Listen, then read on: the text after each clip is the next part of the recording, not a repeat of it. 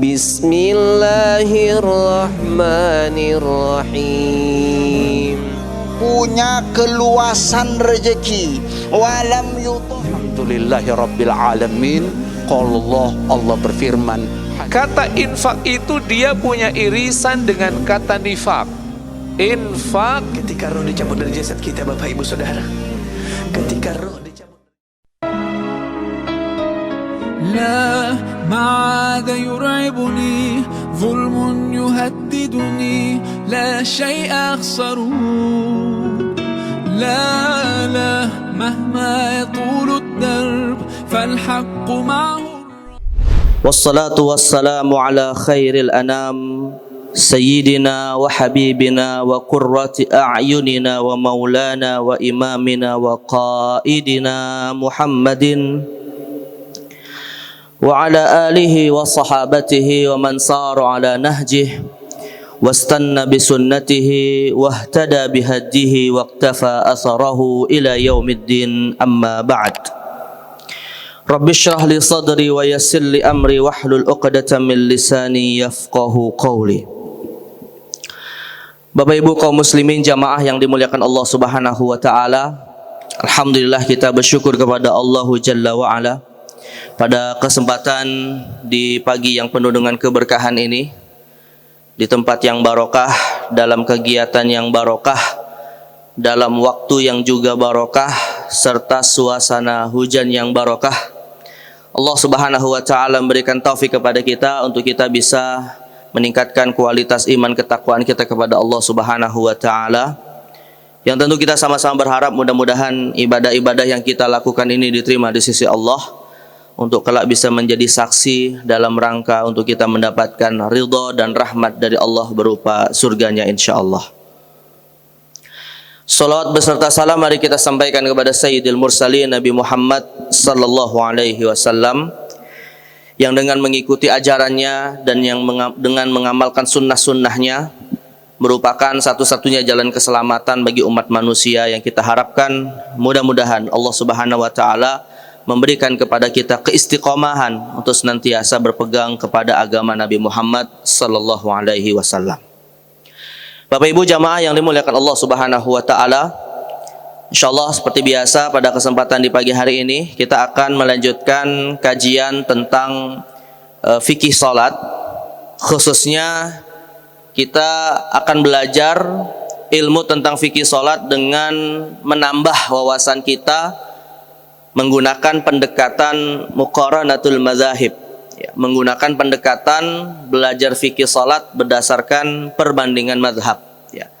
Dan seperti yang pernah saya sampaikan Bapak sekalian, saya ingin menyampaikan dan menegaskan bahwa belajar fikih salat kita ini menggunakan perbandingan mazhab bukan dalam rangka untuk kita merubah tata cara salat yang sudah mentradisi, yang sudah biasa kita lakukan. Ya.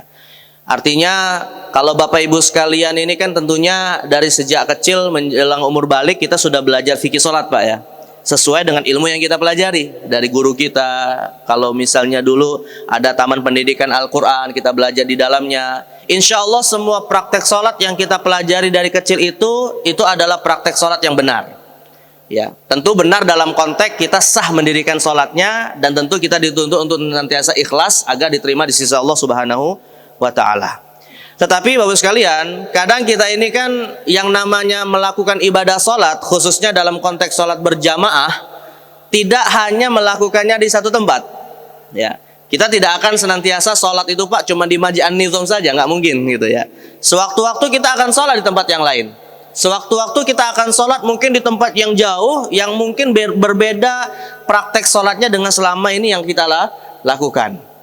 Nah, disinilah perlu kita pahami bersama bahwa beragam praktek sholat yang akan kita temukan, selama itu bersumberkan kepada ilmu yang diwariskan dari Rasulullah SAW, kemudian ditransferkan kepada generasi-generasi ulama selanjutnya, itu insya Allah adalah ilmu tentang sholat yang benar.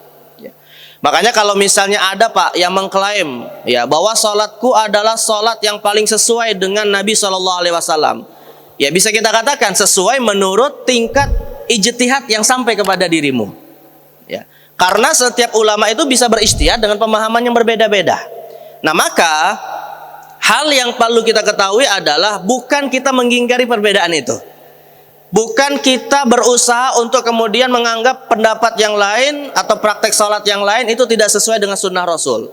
Tetapi hal yang penting yang harus kita pahami adalah bagaimana kita bersikap di tengah perbedaan tersebut. Karena perbedaan ini bukan hanya terjadi hari ini, Bapak sekalian. Ya, sudah terjadi jauh-jauh hari, bahkan sejak masa Rasulullah SAW. Dan bahkan itu perbedaan ini berlanjut setelah masa Rasul. Ya, satu contoh sederhana, Bapak sekalian, perbedaan terjadi dalam praktek sholat. Misalnya seperti yang terjadi pada masa Rasulullah, tapi ini kaitannya dengan contoh tentang tayamum. Dan saya ingin menyampaikan bagaimana Rasulullah beradab, bagaimana Rasulullah mengajarkan adab kepada para sahabat ketika mereka berbeda pendapat.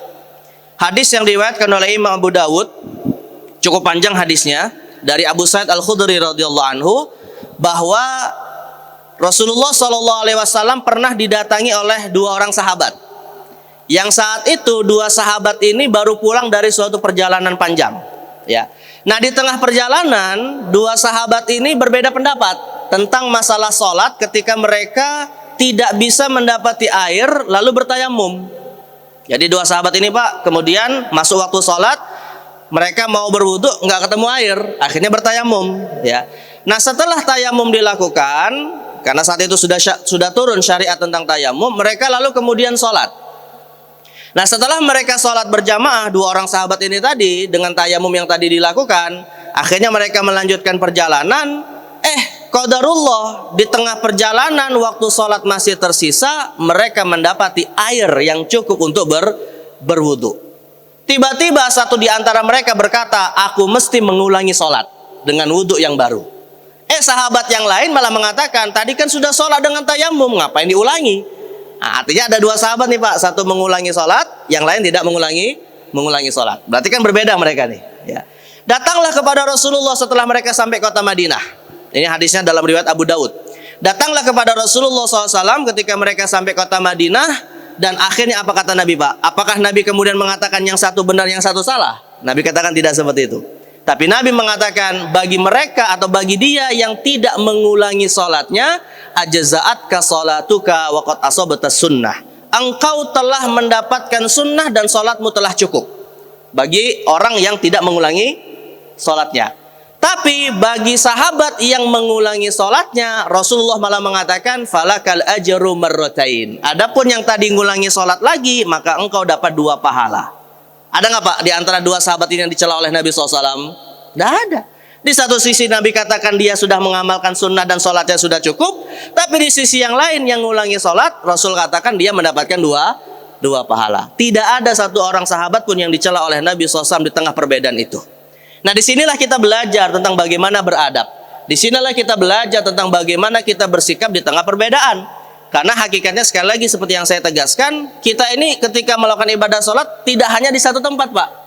Ya, di sini misalnya kita sholat sholat subuhnya nggak pakai kunut. Tapi bisa saja di tempat yang lain pakai kunut. Ya, misalnya di tempat kita kalau sholat Jumat azannya cuman sekali misalnya. Ya, bisa jadi di tempat yang lain azannya ada dua kali. Nah, di sini yang harus kita pahami bersama, bukan perbedaan itu yang harus kita ingkari, karena itu mustahil. Mustahil mengingkari perbedaan ini sampai hari kiamat, karena itu bagian dari ujian Allah Subhanahu wa taala kepada kita. Tapi yang paling penting adalah bagaimana kita bersikap. Yang paling penting adalah bagaimana kita beradab. Nah, Bapak Ibu sekalian dimuliakan Allah Subhanahu wa taala, hanya saja kadang kita sulit mengambil sikap yang tepat. Kita sulit mengambil adab yang diajarkan oleh Rasulullah di tengah perbedaan itu kalau kita tidak mengetahui perbedaan. Nah, makanya saya tadi katakan di awal, Bapak sekalian, kita belajar fikih sholat ini bukan dalam rangka untuk merubah praktek sholat yang selama ini sudah dilakukan oleh Bapak Ibu sekalian. Tidak. Tapi saya ingin berusaha untuk kita menambah wawasan tentang adanya perbedaan-perbedaan dalam praktek sholat yang nanti insya Allah dengan kita mengetahuinya maka akan lahirlah sikap yang adil, akan lahirlah sikap yang proporsional, akan lahirlah adab di dalam kita menyikapi perbedaan tersebut. Karena pepatah Arab mengatakan, ya, dalam suatu ungkapan dikatakan al-mar'u aduwwun ma jahila. Seseorang itu akan menjadi musuh atas sesuatu yang dia tidak ketahui. Kita itu Pak seringkali ya memusuhi, mengingkari sesuatu gara-gara kita nggak tahu gitu tentang masalah itu gitu. Nah jadi kalau kita mengetahui ada perbedaan itu, maka insya Allah tidak kita ingkari dan akhirnya kita akan bisa bersikap dengan adil ya. Dan yang kedua sebelum kita akan mengetahui ya perbedaan-perbedaan yang nanti insya Allah mungkin pada kesempatan yang lain akan kita bahas, saya ingin menjelaskan juga sebagai tambahan wawasan bagi kita, dan ini pondasi yang paling utama terkait dengan bagaimana praktek sholat yang tentu sudah diajarkan oleh Nabi SAW hingga kemudian sampai kepada para ulama yang dari mereka lah kita belajar bagaimana sholat. Karena rupanya dalam proses transfer ilmu ini tadi ya, para ulama kita ini tidak satu tidak satu pendapat, tidak satu pemahaman di dalam memahami apa yang didatangkan dari Rasulullah Sallallahu Alaihi Wasallam. Nanti akan saya kasih contoh Pak beberapa hadis yang itu kesannya kontradiksi, dan disitulah nanti para ulama kita berbeda pendapat dan lahirlah yang nanti kita kenal dengan nama mazhab.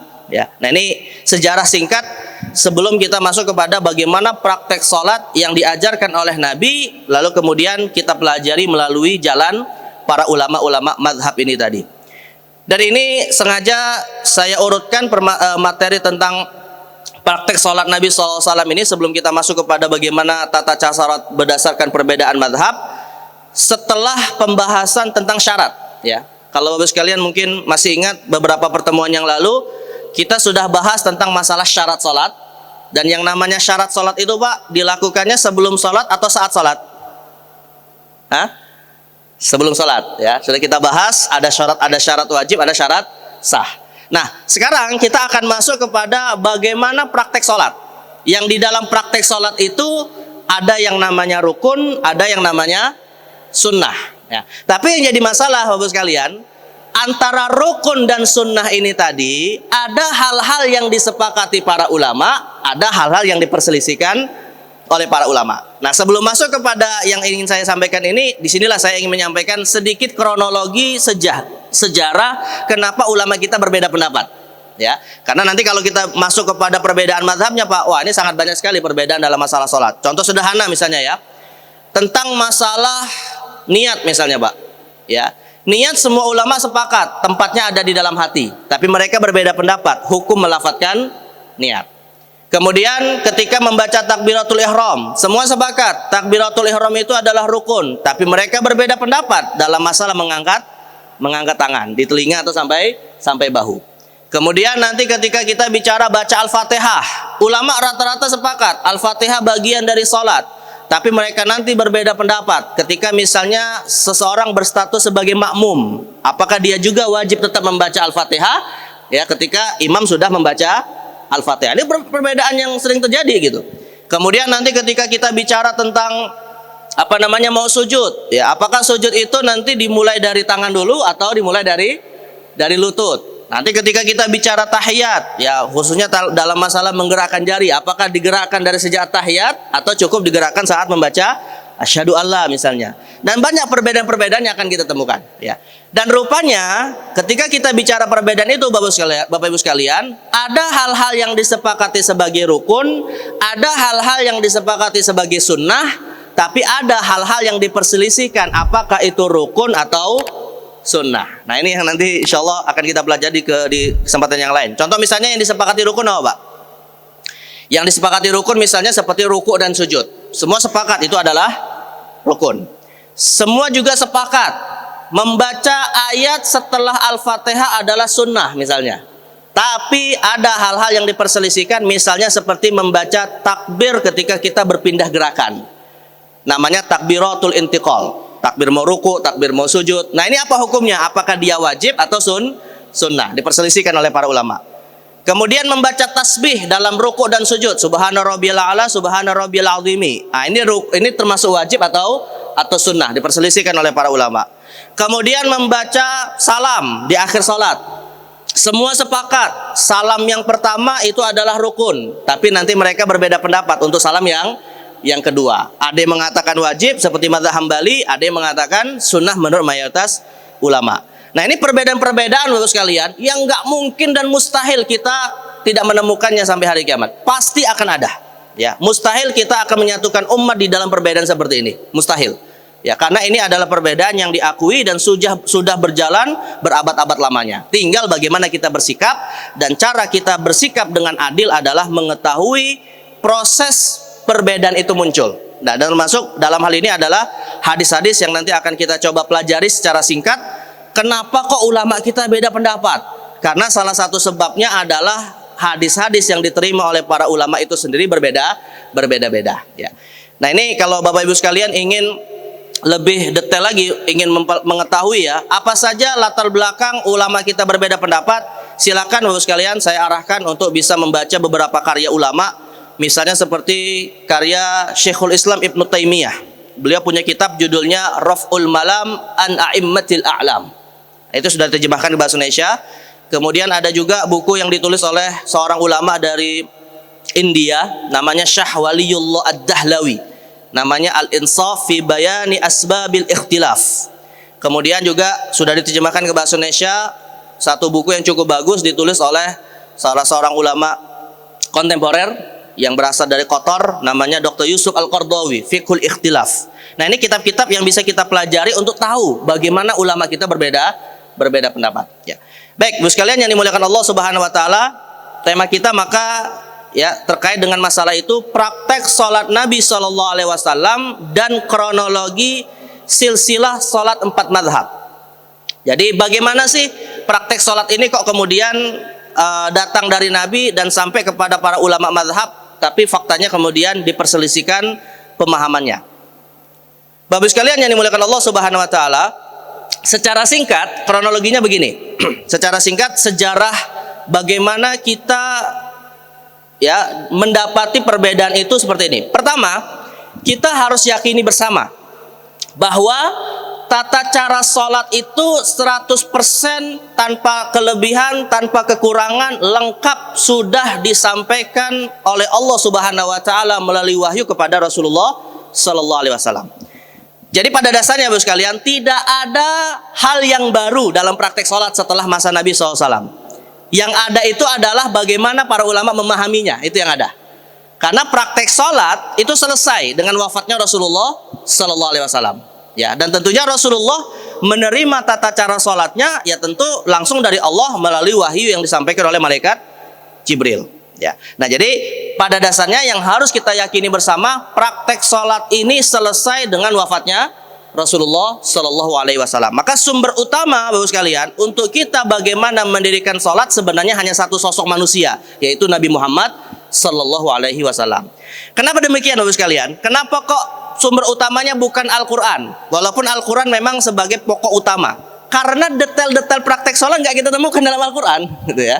Al-Quran itu hanya mengatakan wa aqimus sholah, dirikanlah sholat. Al-Quran itu hanya mengatakan warka'u wasjudu, ruku'lah kamu, sujudlah kamu. Tapi bagaimana kita kemudian mendirikan sholat dari A sampai Z, itu malah kita temukan di dalam sunnah Rasulullah Sallallahu Alaihi Wasallam. Makanya kalau ada orang Pak, ya seperti yang sudah atau sebagian ada orang yang kemudian menganggap bahwa Nabi Muhammad itu adalah manusia yang mungkin salah, mungkin benar, akhirnya mereka menolak sunnah Nabi, namanya disebut ingkarus sunnah.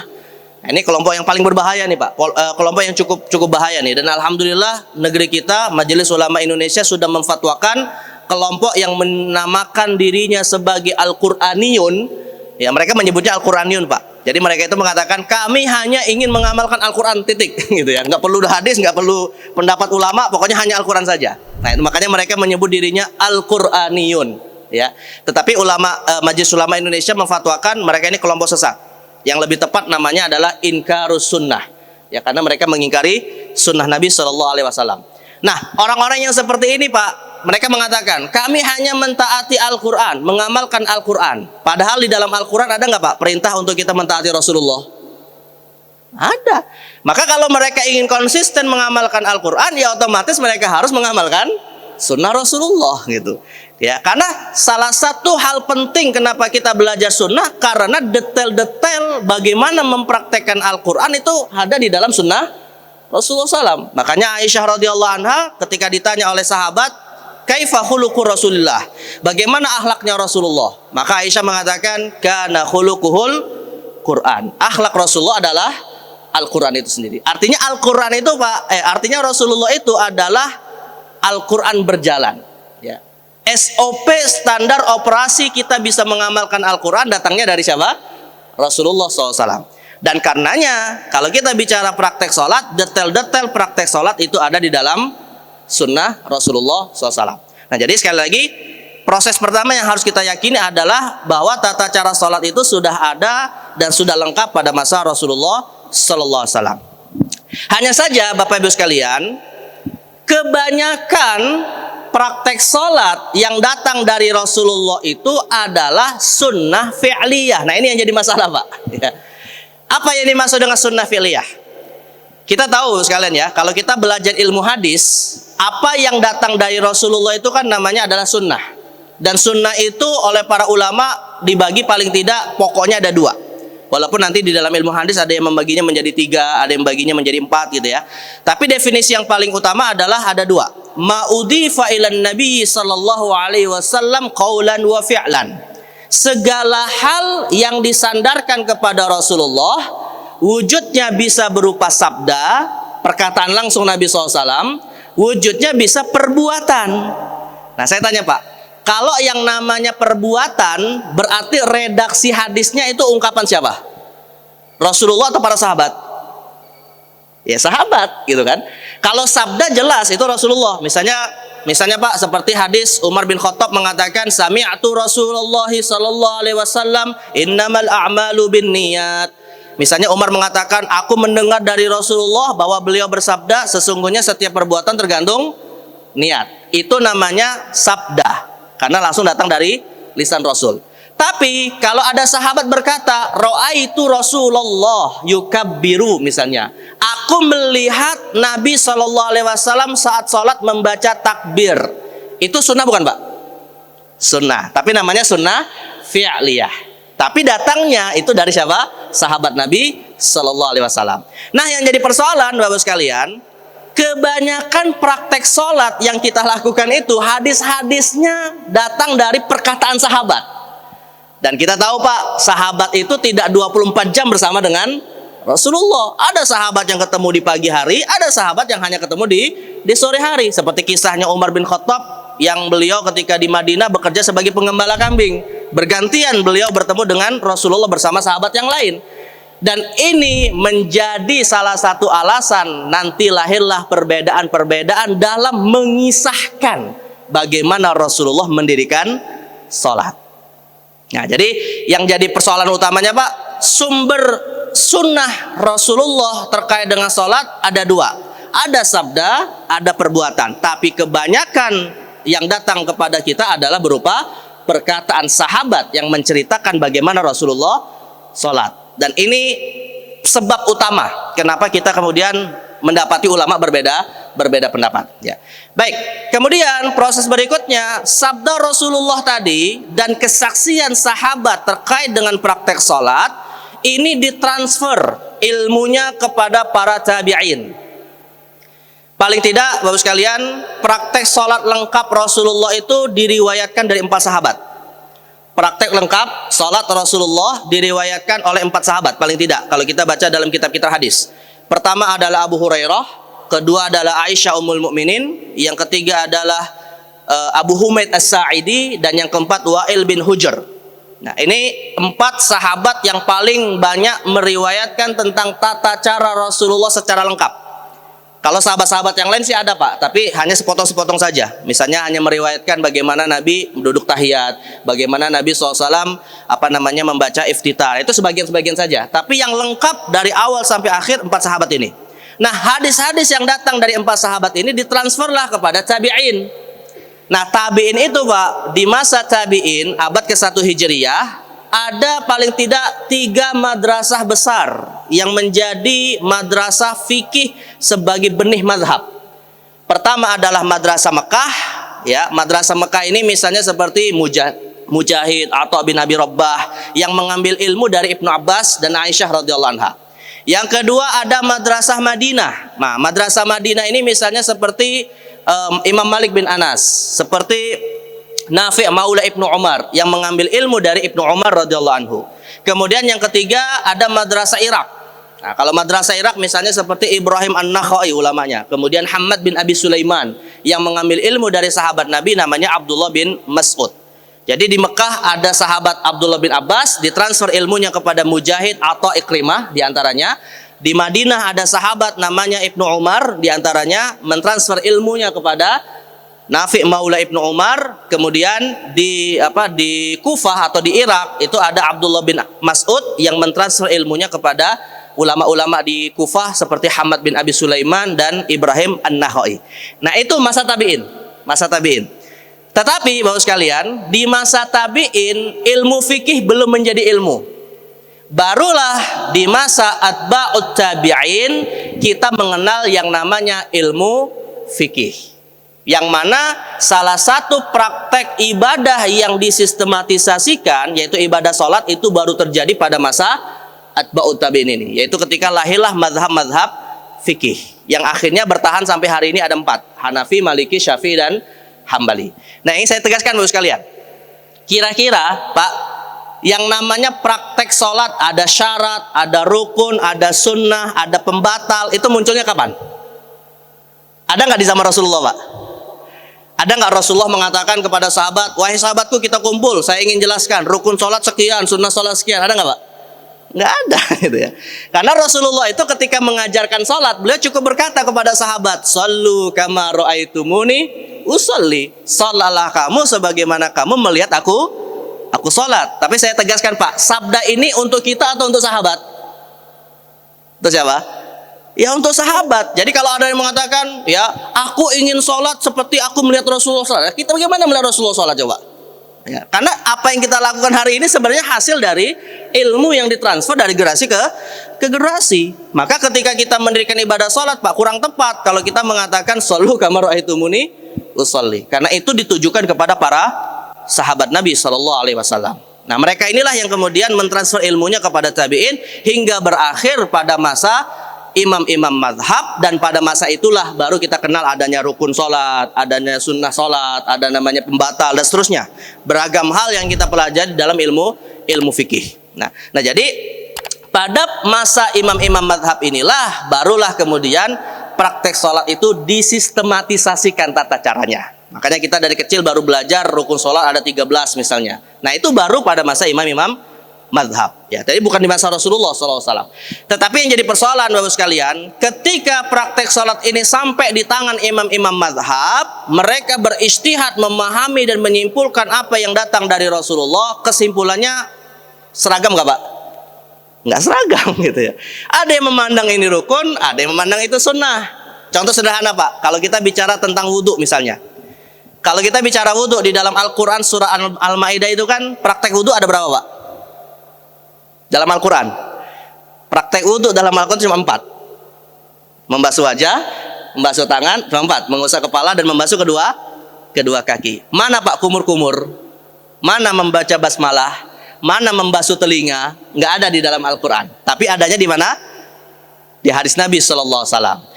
Para ulama Pak berbeda pendapat ketika mereka memahami praktek wudhu yang datang dari Rasul tapi tidak ada di dalam Al-Quran gitu. Sebagian ulama ada yang berpendapat selama nggak ada di dalam Al-Quran berarti apa yang datang dari Nabi hukumnya cuma sunnah, ditinggalkan nggak masalah karena di dalam Al-Quran tidak ada. Makanya kumur-kumur itu Pak diperselisihkan oleh para ulama. Mayoritas ulama berpendapat kumur-kumur itu sunnah. Kalau kita nggak kumur-kumur nggak masalah karena sunnah saja. Tapi dalam mazhab Imam Ahmad bin Hambal kumur-kumur itu wajib karena datang dari siapa? Rasulullah. Argumentasi yang mengatakan sunnah karena nggak ada dalam Al-Quran. Argumentasi yang mengatakan wajib karena itu ada datang dari Rasulullah. Ini satu contoh sederhana aja Pak terkait dengan wudhu ya. Nah begitu juga dengan sholat Bapak sekalian. Begitu juga dengan sholat. Sholat itu di dalam Al-Quran ya tidak ada detail bagaimana kita mengangkat tangan saat takbir, nggak ada. Tidak ada detail di dalam Al-Quran harus baca Al-Fatihah, nggak ada. Nah disitulah nanti ada perbedaan. Di sisi yang lain hadis-hadis Nabi yang terkait dengan masalah sholat pun itu saling melengkapi. Lantas mana yang kemudian menjadi rukun dan mana yang kemudian menjadi sunnah? Nah, ini sebagai apa namanya pengantar saja Bos sekalian. Sebagai pengantar untuk kita tahu kenapa ulama kita beda pendapat. Ya, nah nanti detailnya bagaimana hukumnya akan kita jelaskan. Nah saya akan bandingkan Pak, saya akan bandingkan 2 hadis saja karena waktunya sudah mau habis. saya akan bandingkan dua hadis yang dua-duanya dari sahabat yang sama dan diriwayatkan oleh Imam Bukhari dan Imam Muslim. Artinya sahih, Pak. Tetapi di dalam dua hadis ini terdapat praktek sholat yang berbeda. Dan semuanya sumbernya adalah dari siapa? Rasulullah Shallallahu Alaihi Wasallam. Yang pertama ya, hadis riwayat Abu Hurairah yang datang dari langsung sabda Nabi. Jadi perkataan Nabi, Pak, hadis qauli namanya. Nah, dalam hadis ini riwayat Imam Bukhari, Muslim, Abu Daud, Tirmidzi, Nasai, Imam Ahmad, Ibnu Hibban, Abu Ya'la, Ibnu Khuzaimah dan Ibnu Uwanah, itu disebutkan bahwa Rasulullah mengajarkan praktek sholat hanya 7 praktek saja. 7 praktek saja, Pak. Ini hadis ini dikenal dengan nama hadisul musi sholatuhu. Hadis tentang orang yang sholatnya keliru, gitu ya. Jadi ada salah seorang sahabat Nabi, Bapak sekalian, pernah suatu hari beliau sholat. Nah, setelah beliau sholat, selesai sholat, Nabi katakan kepada sahabat itu, irji fa sholli fa innaka lam tusolli. Ulangi sholatmu karena engkau belum sholat, kata Rasulullah kepada sahabat itu. Sampai 3 kali, Pak. Akhirnya sahabat itu berkata kepada Rasulullah, walladzi ba'atsaka bil haqqi ma uhsinu ghairuhu fa'allimni. Ya Rasulullah, kata sahabat itu tadi, aku tidak bisa sholat yang lebih baik daripada yang aku lakukan ini, tapi engkau salah-salahin terus. Lantas bagaimana yang benar? Ajarkan kepadaku. Akhirnya Nabi mengatakan, idza qumta ila sholati fakabbir. Kalau engkau hendak mendirikan sholat, bacalah takbir. Pertama, dirikan sholat berarti berdiri sholat itu, Pak. Kedua, membaca takbir. Nah, pertanyaannya, Pak, baca takbir itu gimana? Ada nggak di sini Nabi katakan faqulu Allahu Akbar? Ada nggak? Nggak ada. Nabi mengatakan fakabbir, bacalah takbir. Makanya nanti ulama kita beda pendapat, Pak. Boleh nggak membaca Allahul Akbar? Jadi Allah lalu ada al Akbar. Padahal kalau kita selama ini kan bacanya apa? Allahu Akbar, tidak ada al kan? Nah, itu diperselisihkan nanti oleh para ulama. Ya, boleh nggak menggunakan kata yang mirip dengan takbir, misalnya Allahu A'zam? Nah, itu diperselisihkan oleh para ulama. Karena dalam hadis ini Rasul tidak berkata faqulu Allahu Akbar, tapi Rasul katakan fakabbir, baca takbir. Nah, cara baca takbirnya bagaimana? Kembali kepada ijtihad para ulama. Ya. Lalu kemudian summaqra ma tayassara ma'aka minal Qur'an. Setelah engkau membaca takbir, bacalah sesuatu yang mudah dari hafalan Al-Qur'an yang engkau hafal. Saya tanya, Pak, mana doa iftitah? Ada nggak dalam hadis ini? Nggak ada. Berarti kan nanti di hadis yang lain kan? Lalu Rasul katakan, bacalah ayat Al-Qur'an yang mudah. Mana surah Al-Fatihah dalam ayat ini? Ada nggak Al-Fatihah? Nggak ada dalam hadis ini Al-Fatihah. Makanya nanti sebagai ulama ada yang berpendapat, kalau misalnya ada orang yang nggak hafal Al-Fatihah, boleh dia baca ayat apapun yang dia hafal. Allahu Akbar, Qul huwallahu ahad. Nah, itu ada yang mengatakan sah sholatnya. Karena dalam hadis ini nggak ada perintah membaca Al-Fatihah. Nah, ini sebagai satu contoh saja, ada perbedaan seperti itu. Summarka hatta tatma'inna raqiyah. Lalu engkau melakukan ruku' dengan cara tumakninah. Summarfa hatta ta'dila qa'imah. Lalu engkau berdiri dengan cara tumakninah yang kita kenal dengan nama i'tidal. Ya. Summasjud hatta tatma'inna sajida. Setelah itu engkau sujud dengan cara tumakninah. Nah, setelah sujud yang pertama, summarfa hatta tatma'inna jalisa. Lalu engkau bangkit dari sujud dalam kondisi duduk yang tumakninah. Waf'al dzalika fi sholatika kulliha. Dan lakukanlah salat itu ya sebagaimana yang aku ajarkan dalam setiap salatmu. Lihat, Pak, kalau kita baca hadis ini Bapak sekalian, praktek salat yang terakhir apa? Praktek salat yang terakhir apa, Pak? Dalam hadis ini? Duduk setelah apa? Duduk setelah sujud pertama kan? Mana sujud yang kedua? Mana baca doa tahiyat? Mana duduk tahiyat? Ya, kemudian dalam sujud dan ruku mana perintah membaca tasbih? Kan nggak ada gitu, Pak ya. Nah, inilah yang sekali lagi saya katakan, ketika Rasulullah hanya mengajarkan 7 praktek sholat ini, nanti para ulama berbeda pendapat dalam menghukumi tambahan-tambahan praktek sholat yang ada dalam hadis yang lain. Karena dalam mazhab Imam Abu Hanifah, Pak, yang namanya rukun sholat cuma 7 ini saja. Ya. Mana salamnya? Salam nggak ada dalam praktek salat ini, Pak. Nah, jadi makanya Bapak sekalian, sangat keliru sekali kalau ada orang mau belajar sholat tapi langsung merujuk kepada hadis Nabi. Coba bayangkan, Pak, kalau ada orang mau belajar sholat gitu ya, dia masuk Islam misalnya mu'alaf, baru masuk Islam dia mu'alaf, saya mau sholat tapi cukuplah baca hadis saja, ketemu hadis ini, Pak. Kira-kira gimana sholatnya kira-kira, Pak? Kalau cuma ketemu hadis ini, gimana sholatnya coba gitu? Ya kan udah repot gitu kan? Ya dia nggak ada baca Fatihah di situ, nggak ada salam di situ, nggak ada tahiyat di situ gitu. Nah ini menjadi salah satu alasan ya kita namanya belajar ibadah itu Pak, tidak hanya sumbernya adalah hadis, tapi sumber kita kalau kita bukan ulama kembali kepada ulama yang menjelaskan makna hadis ini tadi. Ya, karena nanti akan kita temukan lagi Pak. Dan sebagai penutup, hadis yang kedua. Hadis yang juga diriwayatkan oleh Abu Hurairah, sahabatnya Abu Hurairah. Diriwayatkan juga oleh Imam Bukhari, Muslim, Abu Daud, Ibnu Majah dan ulama-ulama hadis yang lain. Di dalam hadis ini Ibu sekalian, ditambahkan satu praktek lagi. Itu yang saya warnai merah. Ya, jadi Rasulullah ketika bersabda kepada sahabat yang salah sholatnya dalam hadis sebelumnya kan, surmarfa hatta tatma'inna jalisan. Setelah engkau sujud, bangkitlah dari sujud dengan duduk yang sempurna, duduk yang tumanina. Lalu Rasulullah katakan, dan sempurnakan sholat sebagaimana yang aku ajarkan. Dalam hadis riwayat yang kedua, Bapak sekalian, ditambahkan lagi, summasjud hatta tatma'inna sajida. Setelah engkau duduk, sujud lagi dengan cara tumanina. Lalu kemudian Nabi katakan, "Tsumma fa'dzalika fi sholatika kulliha." Lalu lakukanlah sholat sebagaimana yang aku ajarkan. Artinya Bapak sekalian, dalam hadis riwayat Abu Hurairah yang pertama tidak ada sujud kedua. Dalam hadis riwayat Abu Hurairah yang kedua ada sujud yang kedua. Nah, ini saja menjadi satu contoh. Sekali lagi, tidak mungkin seorang muslim yang baru belajar Islam, baru belajar bagaimana sholat, itu kalau hanya merujuk kepada sunnah. Yang malah muncul adalah kebingungan Bapak sekalian. Yang malah muncul adalah kebingungan. Karena praktek sholatnya tidak seperti yang selama ini kita pelajari. Atau sebagai tambahan Bapak sekalian, ini hadis riwayat Abu Humaid As-Sa'idi. Nah, dalam hadis riwayat Abu Humaid As-Sa'idi dijelaskan detail lagi tentang bagaimana cara mengangkat tangan. Idza kabbar ja'ala yadaihi ya hazwa mankibai. Rasulullah ketika baca takbir itu mengangkat tangannya sampai pundaknya. Dalam hadis riwayat Abu Hurairah ada nggak Pak? Ada nggak dalam hadis riwayat Abu Hurairah Rasul mengangkat tangan sampai pundak? Nggak ada. Tadi kan dalam hadis Abu Hurairah cuma mengatakan baca takbir. Dalam hadis Abu Humaid As-Sa'idi ditambahkan bagaimana mengangkat tangan. Nah, ini sebagai tambahan. Lalu kemudian dalam hadis yang lain, hadis Aisyah. Hadis Aisyah riwayat Imam Muslim.